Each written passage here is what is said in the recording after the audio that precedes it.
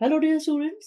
आजकल साइट पर a block that is aerated autoclave blocks की यूसेज बहुत बढ़ गया है एज कम्पेयर टू ब्रिक। तो लेट अस फाइंड आउट दोनों को यूज करने में डिफरेंस क्या है, दोनों की प्रॉपर्टीज क्या है और कौन सा एडवांटेजेस है, यूजफुल है और इकोनॉमिकल है। तो अगर एक सिंपल कंपैरिजन करें तो हम देखें कि ए ब्लॉक्स जो है, ये एएसी ब्लॉक्स जो हमें अलग अलग डिफरेंट साइजेस में अवेलेबल है, तो हमारे यूज के हिसाब से हम उसको यूज कर सकते हैं। लेकिन इन केस ऑफ रेड ब्रिक्स हमें जो साइज है डिस्टिंक्टिव टू साइज मिलते हैं, जिसमें केवल थिकनेस का वेरिएशन होता है और साइज ऑलमोस्ट उसके फिक्स रहते हैं। देन कंपोजिशन, कंपोजिशन अगर देखें तो एएसी ब्लॉक्स जो है वो प्रीकास्ट फोम कंक्रीट से बनते हैं, जो सस्टेनेबल मटेरियल है। और यहाँ पे कन्वेंशनल रेड ब्रिक्स जो है वो बनती है सॉइल से, जो कि नेचुरल सॉइल यूज करते हैं, जो कि एक तरह से मिक्सचर होता है सैंड, क्ले और लाइम का। ऐसे ही अगर हम अपीयरेंस देखें तो एएसी ब्लॉक्स का कलर जो है वो ग्रे कलर के होते हैं और साइजेस बहुत बड़े होते हैं। लेकिन ब्रिक का जो है साइज छोटा होता है और कलर उसका रेड एंड रेड की वैराइटीज रहता है।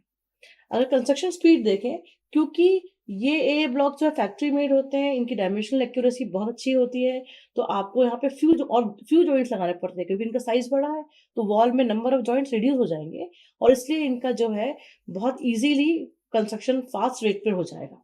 और यहाँ पर इनको प्लम करना मतलब क्या है, दीवार की जो एक वर्टिकलिटी बना के रखना है, वो इजी होता है करने के लिए। लेकिन वही अगर हम रेड ब्रिक्स को देखें तो इनकी डायमेंशनल एक्यूरेसी एएसी ब्लॉक्स के कंपैरिजन में कम होती है, इसलिए यहाँ पर आपको नंबर ऑफ जॉइंट्स भी बढ़ जाते हैं साइज छोटा होने से, और उसमें आपको जॉइंट्स बढ़ जाते हैं, आपको मोटार भी ज़्यादा लगता है यहाँ पर, इसलिए कंस्ट्रक्शन स्पीड जो है ड्रास्टिकली लो हो जाती है। अब क्योंकि छोटे छोटे पीसेस होते हैं, मोटर ज़्यादा होता है, तो यहाँ पर आपको प्लम्बिंग करना मतलब वॉल की वर्टिकलिटी को आपको बना के रखना, ये थोड़ा सा डिफिकल्ट टास्क होता है, कम्बरसम होता है। अगर आप देखें मोटार जॉइंट्स की थिकनेस, तो क्योंकि यहाँ पर सरफेसेस बहुत स्मूथ होती है, तो यहाँ पर मोटार की जॉइंट की थिकनेस और 3 to 5 mm होती है, जो कि बहुत थिन है। वहीं पर अगर आप देखेंगे ब्रिक्स में, तो वो कम से कम 10 mm की होती है। तो इस केस में आपको मोटार यूसेज जो है रेड ब्रिक में बढ़ जाता है। और यहाँ पर आप देखेंगे तो यहाँ पे इनको लगाने के लिए रेडी मिक्स के पैक्स आते हैं, जिसको आप सिंपली मिक्स करिए, बनाइए और उसको अप्लाई करिए। तो यहाँ पर थिकनेस ऑफ मोटर जॉइंट्स बहुत ही ड्रास्टिकली रिड्यूस हो जाती है in case of A C blocks. यही देखिए हम तो इसी रीजन से, क्योंकि इसमें कोई नॉन टॉक्सिक मटेरियल नहीं रहता है, कोई हार्मफुल मटेरियल नहीं है जो बिल्डिंग को या किसी और का नुकसान पहुंचाए। तो ये और उसके ऊपर ये जो है वेस्ट मटेरियल को यूज कर रहे हैं, समटाइम्स फ्लाई ऐश भी यूज कर सकते हैं इसमें। तो ये जो बन रहा है ए सी ब्लॉक, ये ग्रीन प्रोडक्ट्स कहलाते हैं। लेकिन जब हम देखते हैं रेड ब्रिक्स को, तो ये natural clay upper layer of soil जो है उसको रिमूव कर रहा है, जहां पर हमने कहा कि ये क्रॉप्स के लिए, ट्रीज के लिए इंपॉर्टेंट होता है, तो उसको आप रिमूव कर रहे हैं, इसलिए ये हार्मफुल होता है इन्वायरमेंट को, और इसको हम एक ग्रीन प्रोडक्ट नहीं कह सकते। क्योंकि एसी ब्लॉक्स का जो है वेट कम हो जाता है, इसलिए ये बिल्डिंग का डेड लोड जो है रिड्यूस कर देते हैं।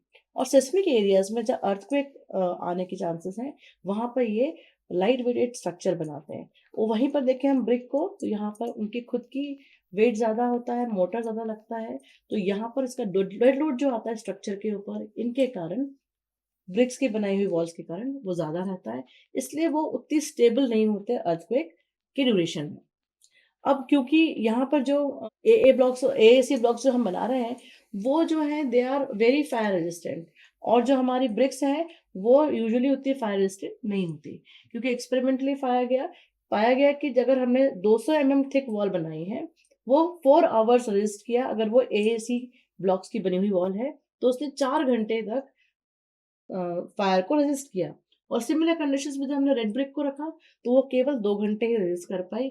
तो इस तरह से फायर रेजिस्टेंट होते हैं एएसी ब्लॉक्स। ये मॉइस्चर रेजिस्टेंट भी होते हैं, क्योंकि इनमें कोई माइक्रोपोर्स नहीं होते हैं, तो ये जो है मॉइस्चर का ट्रांसफर जो है अपने इसमें से रोक देते हैं।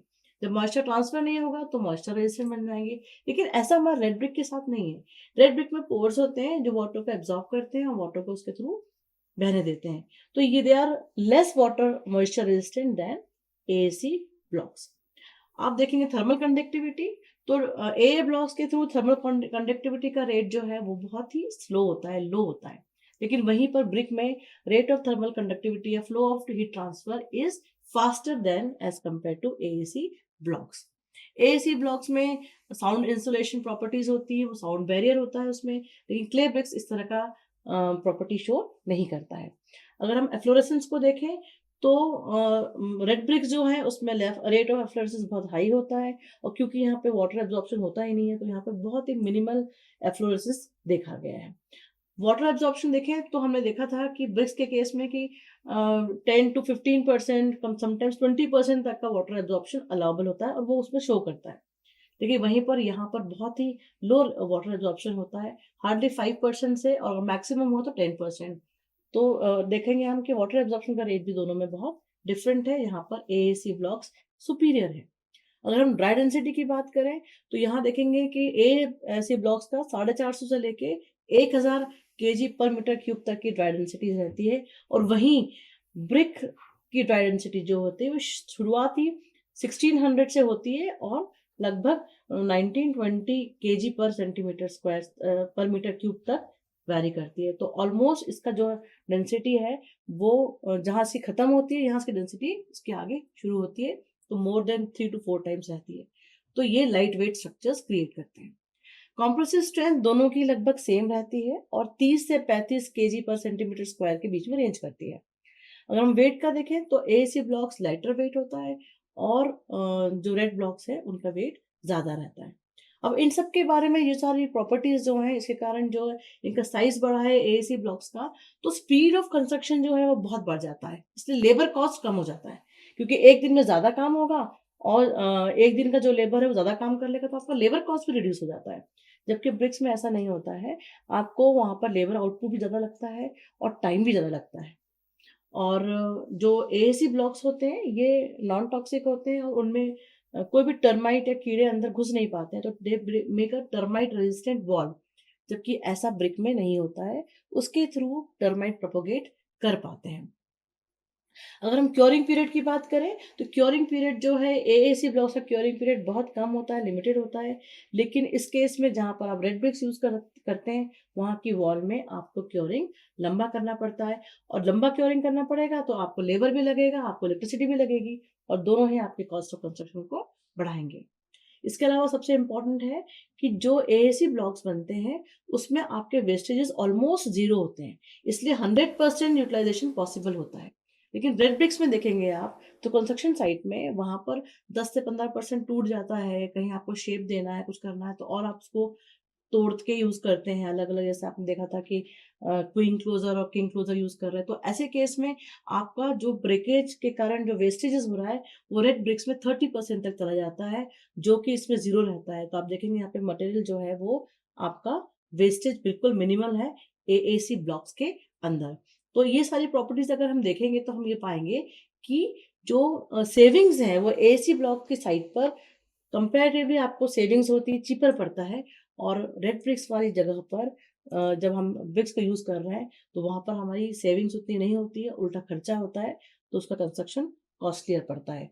तो बच्चों अभी हमने काफ़ी सारे पॉइंट्स देखे जो हमें ये बता रहा है कि एएसी ब्लॉक्स जो हैं वो क्यों बेटर है रेड ब्रिक ब्लॉक्स से। तो आप इनको जब भी फील्ड में एग्जीक्यूट करें, जाएँ, वर्किंग करें, ज़रूर अपने एग्जीक्यूशन में लाएँ और एनवायरनमेंट को सेव करें।